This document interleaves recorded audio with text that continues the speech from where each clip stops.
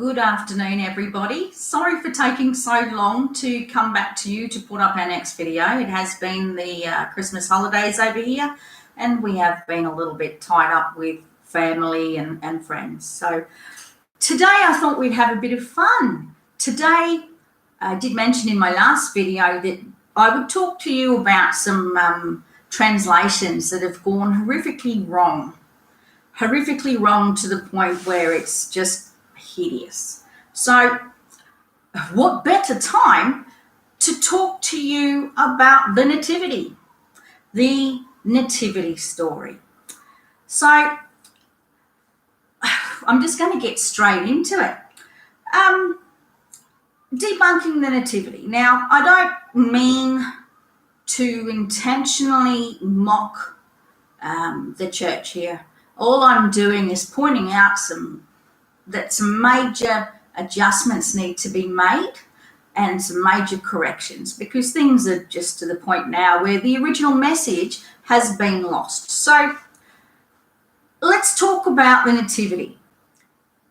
In the Nativity story, now getting back to, don't read anything else other than Matthew, Mark, Luke and John, because the rest will confuse you. Let me quote a few things out of Matthew, Mark, Luke and John. So, no stable in any Christ gospel is mentioned at all in Matthew or John. In the Gospel of Matthew, it states quite plainly that Jesus was born in a house. So, where does this stable come from? It comes from a misinterpretation of the Gospel of Luke, where it states that Jesus was laid in a manger. Not born, he was laid in a manger. So what is a manger? A manger was, and still is to this day, a feeding box for animals. It still serves that particular purpose. It also, when it's cleaned up and lined with cloth, it makes a perfectly good cradle. So the feeding boxes were quite commonly converted to cradles. In fact, if you were expecting a child, you would go and get the feeding box. So this was perfectly normal in that time. To be honest with you, it still goes on today. So why does it say he was born in a stable? In the Gospel of Luke, it says that there was no room in the inn. An inn. Let's think about this. We're going back 2,020 years, and he apparently was born in an inn, not a stable. Does an inn even sound right to you? Doesn't sound right to me. Let's think about this. There was no inns in those days. A common thing to do was to lodge with local families. Anyone who's couch surfed knows this. If you contact in advance, hey, I'm going to be in your area, do you mind if we stay with you the night? Lodging with local families. This is normal stuff. It's called hospitality. Hospitality is perfectly normal and was normal in those days, and as far as I'm concerned, it should still happen today. So it was the commonplace to lodge with families when you were travelling. So was there any stables? Let's think about this. A stable is essentially an English word. So do you think maybe that it's possible when the Bible was translated for King James V from Latin to English, do you think that maybe they decided they saw the word manger in Latin and thought, oh shit, well, it must have been a stable? It doesn't sound right, does it? It doesn't sound right to me. In fact, I don't think there would have been any stables back then. I don't think, to be honest with you, there was too many horses back then. There might have been the odd Roman officer riding around on a horse, but it was more likely going to be a camel or an ox. it's unlikely that there's going to be heaps of horses. I mean, you would have to be quite wealthy to own a horse. So, a stable, I don't think so. So, if they were kept undercover at all, if they're going to be kept undercover at all, it's probably going to be in an outhouse.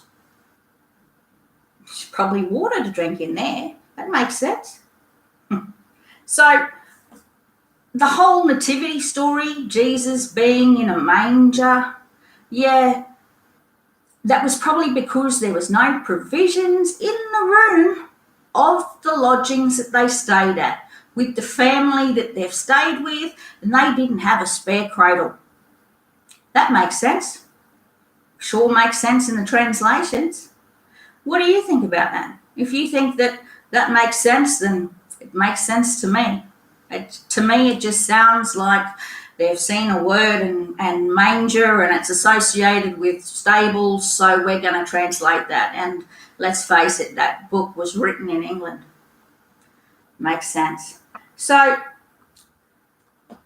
there was a lot of things. You know, Jesus was born in a house, not in an inn, a mythical inn. Was there even inns in those days? Like, really? The flashing neon light out the front? Vacant? I don't think so. So when you take all that sort of stuff into consideration, then maybe your local nativity scene that we've all seen over Christmas, you get the Catholic Christmas cards with a nativity scene on the front, you know, the little girl on the train with the painted nativity scene she was taking to a family. How ingrained is that mistranslation? How ingrained is that in common practice these days? It's normal. It's religious conditioning. So that's a little bit of fun for today. Have a bit of a chuckle. Tell your family. So I hope everyone did have a good Christmas period, a good holidays. I don't like using the word Christmas. I think that it's overrated. But, you know, happy holidays. It's all about spending time with family and with people you love, your friends, having a good time and enjoying the company of people that you enjoy the company of. Now, I know that's difficult. Some people don't exactly have the best relationships with their family. You know, that's normal. Yeah. Well, it happens. What are you supposed to do about it? Smile. Be happy. Get over your petty stuff. Is it really warranted? Yeah. So how hot is it in Australia? I mean, I just wanted to show you this. I've got a couple of props today. I set my Christmas table for our major lunch we had on Christmas Day, and this is what happened to my candles. You know, a 40-degree day, 42-degree day, Christmas Day. Wonderful. Lovely. And yet people in India are freezing, dying in the streets because their shelter, their houses aren't warm enough. This is India. This isn't the North Pole. This is India. People are dropping dead because it's too cold. So look around you, people. Look at what's going on. See it. If you can help it, help your fellow man up. Stand together, work together, take what you need, nothing more, and help your fellow man up. Not everyone is flush. Not everyone is going to be able to get over little global hiccups, because that's what they are, and they're happening that frequently now. It's not funny. I mean, Australia is completely on fire. We are burning over here. And yet in India, people are dropping dead from the cold. I think it's time we need to take our heads away from our mobile phones and look up and start paying particular attention to what our sun is doing. So that's all I wanted to talk to you today. Just a nice quick video. My husband is preparing to do his own live streams, which is excellent.